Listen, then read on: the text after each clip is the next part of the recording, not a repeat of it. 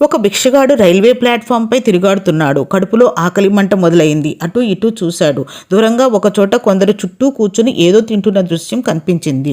దాంతో అటు వెళ్ళాడు. వాళ్ళ దగ్గరికెళ్ళి ఆకలేస్తోంది, తినడానికి ఏమైనా ఇమ్మన్నాడు.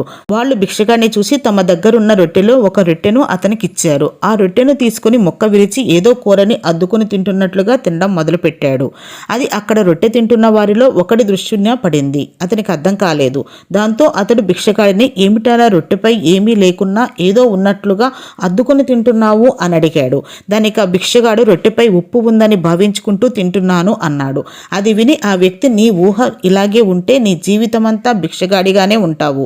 ఎలాగూ ఊహించుకుంటూ తింటున్నావు కదా, ఆ ఊహలోనైనా ఉప్పుతో కాక ఏదో మంచి కూరతో తింటున్నట్లుగా ఎందుకు ఊహించుకోరాదు? అలా ఊహించుకుంటేనైనా భవిష్యత్తులో ఉన్నత స్థితికి చేరుకుంటావు అన్నాడు. లక్ష్యం ఉన్నతంగా ఉండాలి, అప్పుడే మనిషిలో ఎదుగుదల ఉంటుంది.